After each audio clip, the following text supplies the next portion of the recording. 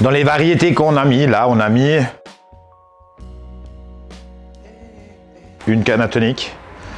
On a mis une numéro 2. La numéro 2, c'est un croisement qu'on a fait nous. C'est pour ça que ça s'appelle la numéro 2. Elle est croisée avec une strawberry canne à tonique. Elle va s'appeler la numéro 2. On a aussi de la V1, pure V1, c'est la lemon. On a de la limoncello. On a de la strawberry banana. On a de la K47. Ouais, et puis on en a encore une autre, le nom m'échappe, il doit être marqué par là. K47, c'est... Ah voilà, c'est ça. La Pacemaker. Voilà. Et puis encore 2-3 autres variétés, mais on taira les noms parce que... Ouais, c'est une surprise. Il va falloir que j'aille au cerf. Alors reprenons l'arrosage.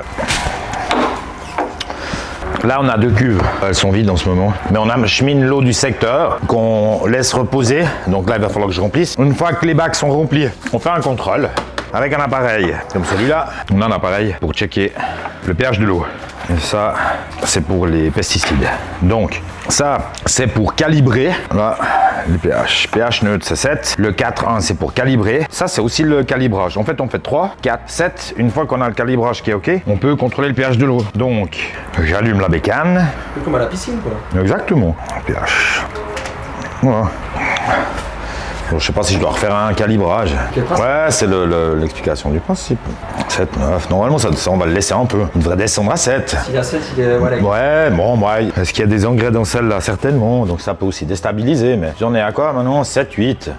Ça continue à descendre. 7, 7. On va le laisser pour voir. C'est important d'avoir un pH qui soit pas trop élevé. Dans les nouvelles variétés que je parlais là, on en a fait des essais en inté. On a par exemple ça. Alors encore une fois, vous n'avez pas les odeurs. Mais voilà, c'est...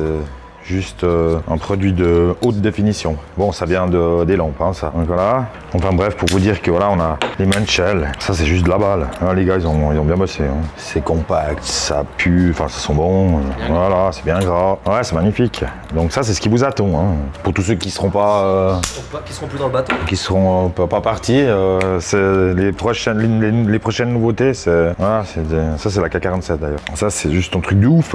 Enfin voilà, faut pas croire qu'on a pris l'argent ouais, puis qu'on s'est cassé en vacances. 7,5, ça continue à descendre. Donc voilà, c'est pas mal. Une fois que le pH de l'eau est contrôlé, on y ajoute les engrais selon un tabloïd où il y a... Parce qu'on travaille avec 3 produits différents qu'on met plus ou moins de chaque produit. Donc c'est des savants calculs, c'est des tableurs, c'est des choses qu'on observe. Et puis ensuite, on remplit les cuves. Évidemment, pour pouvoir proportionner la quantité d'engrais, on met ce genre d'objet qui est c'est pas un nanomètre. Le nanomètre, c'est pour calculer la pression. C'est en fait un truc qui compte les litres, quoi. Ça, c'est le débitmètre.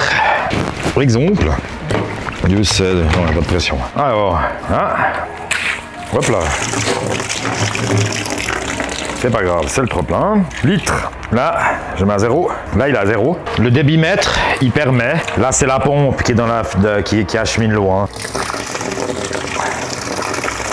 La pompe ou le robinet nous sort l'eau et puis ça nous donne le nombre de litres. Si j'arrête, 3 litres, point 1. Puis ça me permet de connaître exactement la capacité de la cuve pour donner exactement la bonne quantité d'engrais. Et puis ça, c'est une des pompes qu'on utilise justement ensuite. C'est une pompe à immersion, comme ça, avec une cuve en acier. Elle n'a pas d'autostop. La plupart des pompes, elles ont un flotteur. Quand il descend en dessous d'un certain niveau, ça coupe la pompe. Celle-là, elle n'en a pas, parce que on est toujours en train de la surveiller. La pompe, ensuite, elle part dans le bac avec les engrais. Et puis, on vire le débitmètre, on met l'arroseur. Et puis après, on peut aller arroser. Voilà, il n'y a peut-être pas assez d'eau. Et voilà. Après, on peut aller arroser avec une cuve qui est enrichie avec des engrais. Ça, c'est vraiment un arrosage pour ce genre de travail. Ensuite, on l'automatise. Par exemple, on a une cuve comme ça, ou bien beaucoup plus grande. Hein, ça, c'est une petite. Et on a plusieurs tuyaux qui vont dans chaque bac. Parce qu'au départ, on est obligé d'arroser par en haut pour tasser la terre, pour bien rincer les racines. Mais une fois que ça a été fait à 3-4 reprises, on peut remplir les bacs d'eau et puis elles se nourrissent par en bas. Donc, on a juste un tuyau qui va dans chaque bac. Et puis, on allume un coup la pompe.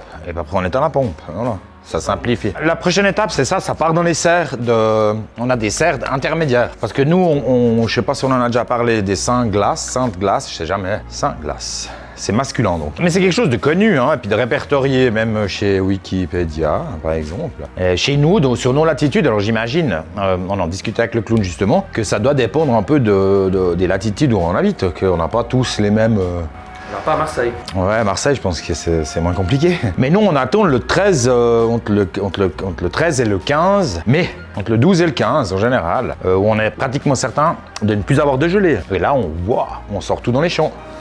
Ils appellent les dernières gelées de printemps. Exactement, je vois que t'as révisé. Tu m'as envoyé un lien, je le lis, non? Ouais, c'est bien. Non, mais c'est intéressant parce qu'on peut tout perdre. Hein. C'est des bébés.